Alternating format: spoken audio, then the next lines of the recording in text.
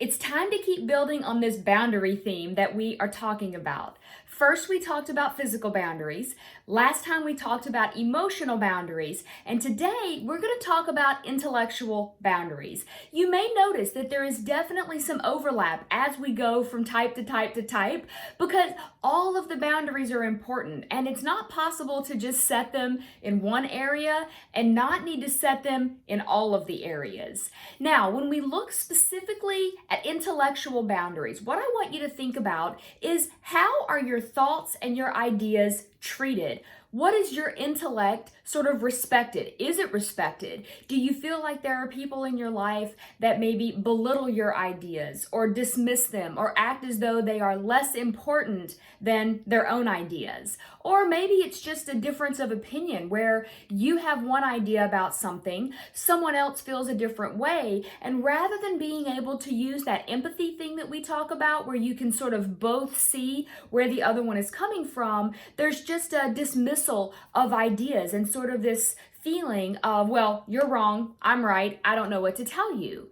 So when we talk about that, that's what we mean by intellectual boundaries. It's, do you have a safe place to show up and express yourself, to let someone know what your ideas are like? You know, a lot of times these intellectual boundaries start to feel violated when we are very young. It's one of those ideas that, as kids, a lot of times we have ideas, we have thoughts about things, we're trying to understand the world around us. And depending on how those thoughts and those ideas are treated from our caretakers, people in our life that are sort of in a position of power, are we respected? Are those ideas given value? Are we treated that we are smart, intelligent people simply for existing and simply for expressing how we feel about things? Not everyone is going to share all of the same ideas about everything. And I think somewhere along the way, we have forgotten that that is okay. We don't have to agree on everything in order to have really healthy intellectual conversation, in order to really understand another person's point of view and have them understand your point of view.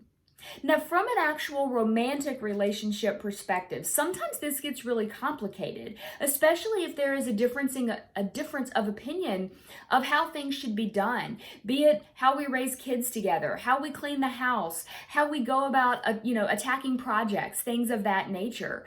Sometimes it even tips over into elements of politics and religion, which tend to be two of the most charged topics that we can talk about, which is where there are a lot of emotional boundaries that get intertwined into the intellectual discussions. But I think recently, even more so than in the past, it feels like we've gotten away from this ability to express ourselves, to have other people express themselves, and to feel like there is a balance in that conversation.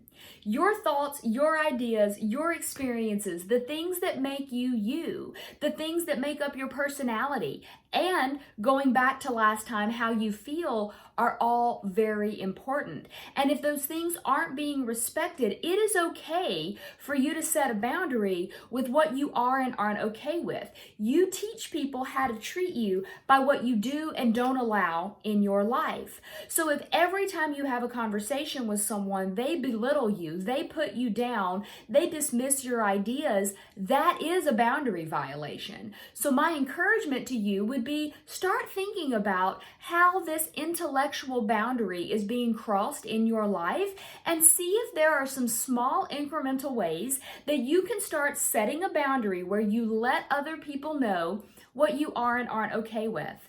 I'll use me as an example. I do a lot of media stuff. I'm on the radio, whatever, television things come my way. I won't talk about politics, not because I don't have an opinion, but because I have decided that in those arenas, it is really not my place to start talking about or taking sides, because I don't have to agree with my listening audience on everything I say in order to feel like we're connecting or that they're understanding where I'm coming from. I want to hear where other people come from, and I don't need to express all of those deep, dark, personal things about myself in order to meet other people where they are. So I would encourage you to think about where are there some intellectual boundaries that you may be able to set in your life that maybe you haven't set before, or maybe you haven't thought about through this lens.